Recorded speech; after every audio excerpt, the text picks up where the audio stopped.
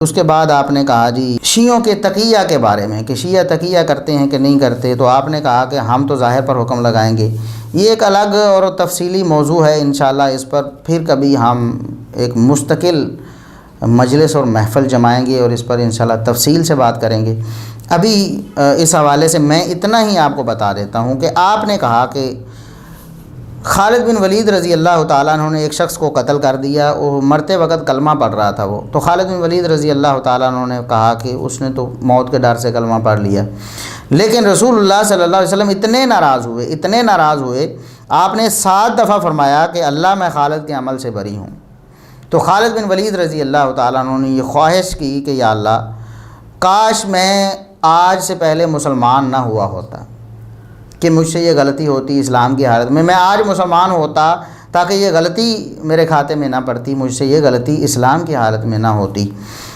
تو آپ نے کہا کہ حالانکہ لاجیکلی یہ بات صحیح ہے کہ ایک بندہ مرنے کے قریب ہے اور وہ کلمہ پڑھ لے تو ظاہر ہے کہ اس نے شاید موت کے ڈر سے پڑھا ہوگا، لیکن رسول اللہ صلی اللہ علیہ وسلم نے اس کی سختی سے تردید کی اور آپ ناراض ہوئے۔ آپ نے تب بھی اس کے کلمے کا احترام کیا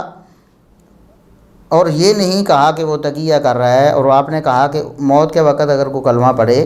تو آپ نے اس کے کلمے کا احترام ہی کرنا ہے، یہ نہیں کہنا کہ وہ اوپر سے پڑھ رہا ہے یا موت کے ڈر سے پڑھ رہا ہے۔ یہ بات آپ نے کی اسی علمی و تحقیقی مجلس میں۔ شیعوں کے بارے میں جب ان کے تقیہ کی بات آئی تو آپ نے یہ دلیل پیش کی کہ شیعوں کے بارے میں ایسی بات نہیں کرنی چاہیے، دلوں کے حال تو اللہ ہی جانتا ہے، وہ جب اوپر سے جو کہتے ہیں ہمیں ماننا چاہیے۔ ایک شیعہ کے بارے میں، ایک رافضی کے بارے میں سیدنا ابوبکر و عمر اور عثمان رضی اللہ تعالیٰ عنہم اور دیگر صحابہ کرام پر تبرہ کرنے والوں کے بارے میں آپ نے یہ حسن ظن لیا کہ دیکھو جی نہیں، نبی کریم صلی اللہ علیہ وسلم اس بات پر ناراض ہوئے کہ کسی کے بارے میں یہ سوچنا کہ اس نے موت کے ڈر سے کلمہ پڑھا ہوگا۔ کیا ایسا ہے کہ شیعہ قرآن میں تحریف کے عقیدے پر تقیہ کرتے ہیں؟ ہم تو ظاہر پہ فتویٰ لگاتے ہیں، ظاہری طور پہ تو وہ قرآن کے جو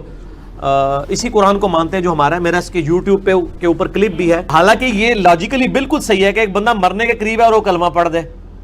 لیکن نبی علیہ السلام فرما رہے ہیں آپ نے تب بھی اس کے کلمے کا احترام کرنا ہے کہ وہ تقیہ نہیں کر رہا۔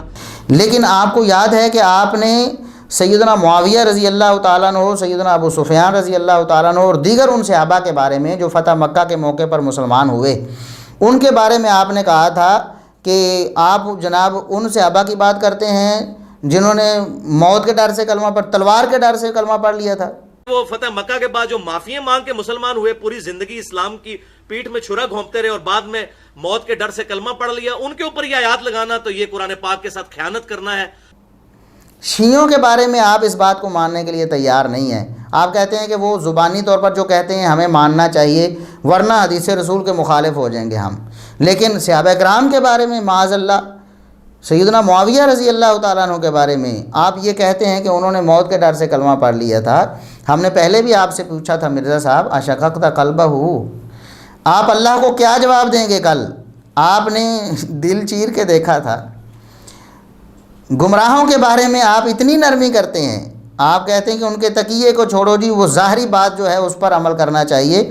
اور یہ حدیث کے خلاف ہے کہ آپ کہیں کہ ان کی نیت ایسی اور ایسی ہے۔ تو صحابہ کرام کی نیت آپ نے ان کے دل چیر کے دیکھی تھی کہ انہوں نے موت کے ڈر سے کلمہ پڑھا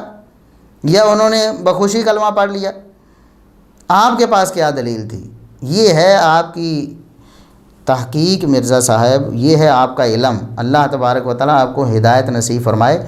ہم اللہ تبارک و تعالیٰ سے مسلسل یہی دعا کر رہے ہیں کہ اللہ تبارک و تعالیٰ آپ کو راہ راست پہ لے آئے۔